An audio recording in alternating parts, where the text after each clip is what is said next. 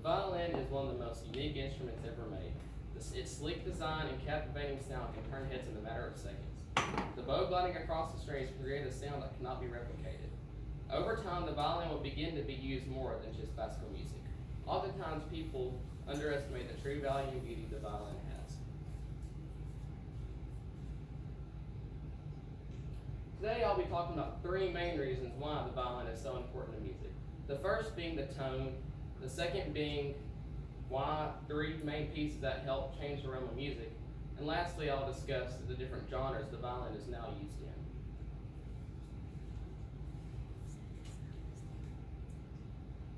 The tone of the violin. The violin's tone depends on the age of the music, the strings, and more importantly, and the most important reason, the player. The tone, for instance, of a Stradivarius is very brilliant sound, which can also have a very deep sound. For instance, there's only 650 of original Strads available. I own a copy of a Stradivarius. It's not the same, but it does have some similarities. For example, if I were to play a couple notes on the Stradivarius, or my copy of the Stradivarius, you can hear the brilliance, and also you can hear the deep, mellow tone that it possesses.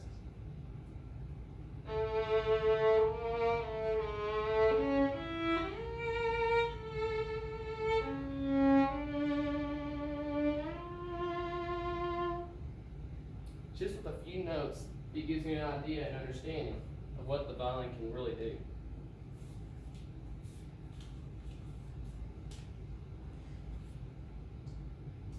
Guarneri, however, has a deeper sound. Joseph Spacek of the Czech Philharmonic Orchestra said that its tone is like melting honey. He said this because the Guarneri is not as brilliant and bright as the Stradivarius, but it can go deep. There's only 120 left in existence, and the most expensive one can be sold up to $16 million, just to put into perspective of how expensive these violins can be. Now that I've talked about the tone of the violin, I will now talk about some famous violin pieces that help alter and transform the realm of music. The first one being Paganini's Caprice number 24.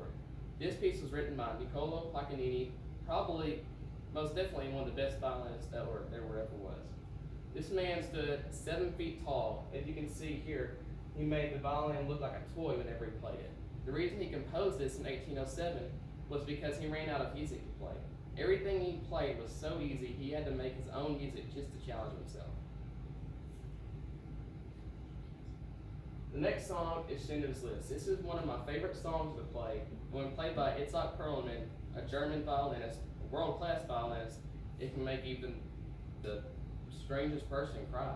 It can really lighten up, brighten up, and sadden the day just with a couple notes.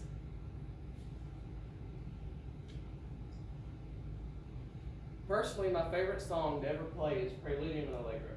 This song is very difficult, and it was written by Fritz Kreisler in 1900s. It was written as a joke at first, but every note, every part of it is mathematically correct. Music is math. There's no music that's created that does not have math behind it. And in this song especially, if you really study the song, you can find that behind every note, there is math. There's no accidents when it comes to writing music. Now that I've discussed the different pieces that help transform the violin, I will now talk about the different genres and more modern music that is played in. For example, rap.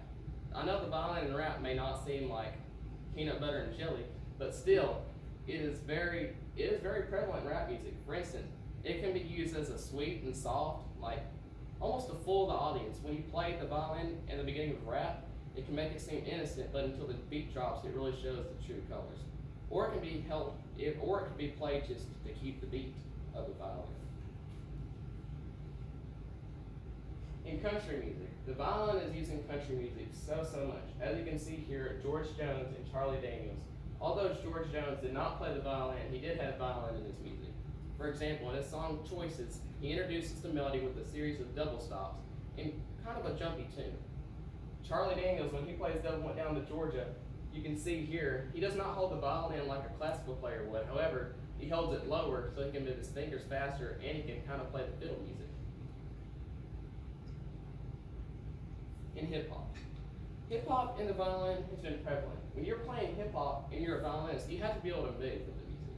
Unlike classical music where you stand still and play, you have to be able to move with the beat, similar to rap. The reason the violin became to be used in hip hop is because it's so versatile. In conclusion, the violin is one of the most simple inventions, but yet the most innovative. The violin can captivate and hold an audience for as long as you need.